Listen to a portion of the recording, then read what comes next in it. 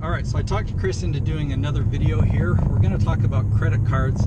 My perspective and Kris's perspective, we're in alignment now, but we didn't have the same paths with debt.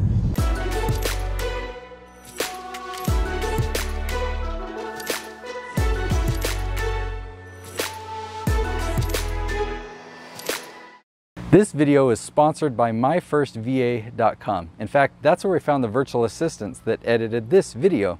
I'll share with you more details about that in a moment, but now let me send you back to Kris. Kris, you talk a lot about debt and how debt is such a good thing. Oh my gosh, I'm so in love with debt. If I could marry debt, I would totally marry her. I fully understand that now, but I come from a background. See, I've got a handful of all these credit cards, and Team, blur out the numbers if any are showing there. But when I first learned about debt and building credit, I knew that credit was a good thing, and so I got some credit cards, but I used these credit cards very irresponsibly, and I got myself over $20,000 in debt as a college student.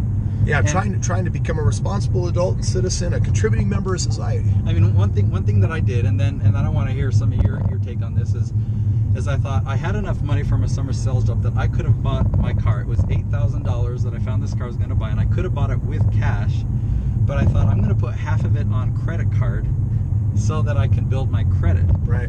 And it was a bad interest rate and whatnot, and then I ended up just buying ahead of money that I actually had because I had all this credit that kept giving me more and more and more. So anyway, I wanted you to talk to our audience, because we've got a younger audience who's in this phase of building credit. Listen, I don't care how old you are, it is so important to develop your credit. You need to get at least 3 different credit cards. I don't care if they're consignment or they're only good for up to $100 or $500. That's not what's important.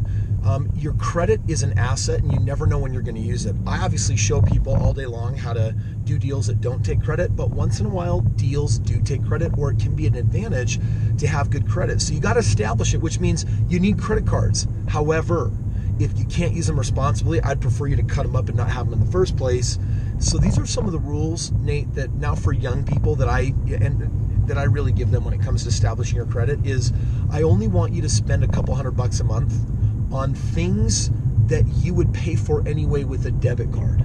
And all you're going to do is put it on a credit card, and then at the end of the month, you're going to pay it off with the debit card. Now, there's some people that will argue that you should keep a certain balance of debt to show responsibility. Listen, your credit's going to increase and it's going to go up if you're just paying it off. It could technically go up a little higher if instead of just paying it off, you were keeping a little bit of debt on there. Here's the bottom line. Once you start tapping more than 30% of what's available and keeping it over that mark, your credit's going to get hurt. The banks are going to say, dude, they're not responsible with credit. They just know how to rack it up, and they don't know how to pay it off. We're not supposed to max out our credit card? No, absolutely 100% heck no. So so what I'm telling you is get credit cards, get at least 3. I don't care what kinds they are, because all we're trying to do is improve your credit score so the bank will say you're worthy of this or worthy of that. Now, if you ever get into the situation where you're watching this and you're like, well, I got bad credit, do credit repair. But don't let your credit hold you back from the next best deal that's going on out there, because 95% of the deals I do, I'm just not using my credit. But in the beginning, before people will partner with you and believe in you, you got to put your own stuff on the line. You got to put your own skin in the game, and credit is a great way to do that. So now, I just have to say, Nate, because they're like, what does Kris mean that he's in love with debt, and if debt was a woman, he would marry it and make it his wife? What I mean by that is that there's 2 types of debt. There's a good debt and a bad debt. So like what Nate was talking about was racking up $20,000 of what's called consumer debt, or he mentions a car. The car's a consumer debt, and here's how you know if it's a good debt or a bad debt. Here's the litmus test. Does it make money or cost money? If I buy a car, then it costs me money. But if I buy a car from a dealer at wholesale and I resell it for $2,000 more, then it's an asset. So the question is, does it make you money? And if it's not making you money, then all you're doing is creating trouble for yourself and liability that you just really, frankly, you don't want to have. You want to stay as far out of consumer debt as possible. Do not tolerate it. Do not have it. Just use it short-term in small amounts over time to tell banks, hey, I'm responsible with credit. So just to kind of summarize this with a simple question or two. If I had one credit card that's got a $1,000 limit I should take it to about 30% of that, so I use about $300 of that? Nope, I'm just saying you should never go over Okay. 30% of it. That doesn't mean use 30% of it. It just means don't hang on to a balance of more than that. If you want to use $1, $2, $3, or even $400 or $500, but it's paid off at the end of the month, you're good. So you're paying it down to zero at the end of every month? I'm telling you to pay it down to zero at the end of the month so that you don't get advice like you did. And you're like, I'm being responsible and getting credit cards, and with just a little bit of advice, you find yourself quickly buying more than you can bite off. And I'm just saying, just only spend it on stuff you can pay off. But what if I've spent everything on my paycheck? Okay. My credit card now has a balance of zero, so I've got $1,000 of credit, and then something shiny appears and think, well, I just buy it now, and I'll get more money and I'll pay it down. Nope. If you cannot pay for it with your normal income from your bills, do not buy it, and do not do forward thinking. Do not be like, I'm sure my next summer I'm going to make a lot of money in summer sales. Don't spend money you don't have.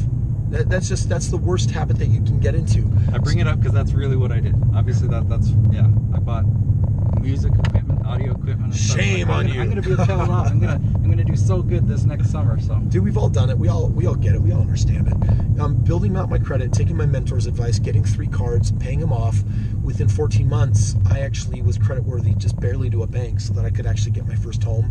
And as you all know, that changed my entire history, changed everything.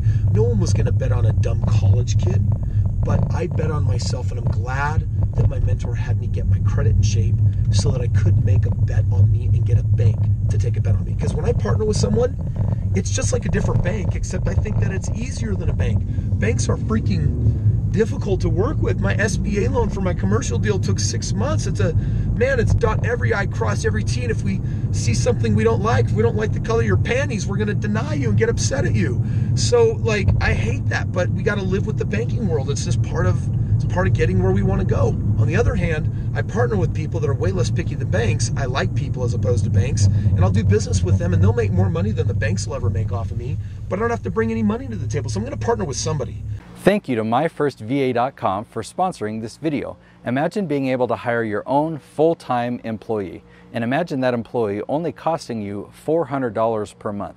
It's actually a real thing. I've been doing it for over 8 years. I have a whole team of people that I've hired there. You can hire somebody for logo design, bookkeeping, article writing, customer service, website design, or video editing. You can actually do your own custom search if you go to myfirstva.com, put in the criteria of who you're looking for in your perfect virtual assistant, and you'll have a full-time employee for $400 a month. In the beginning, before you have that credibility, you're partnering with your credit cards and you're partnering with your banks. You got to keep your nose clean. You got to do a good job. That's why we made this video. Hey friends, thanks for watching this video here. And Nate, thank you for being vulnerable and sharing your advice on how to not use credit cards and what you've learned about now using them in a rock star way. It's basically use them for business and making money, or you could use them to get yourself financially in a lot of pain and hurt. Don't do that. And make sure you guys subscribe, ring the bell. We'll keep more of this financial knowledge and genius coming your way.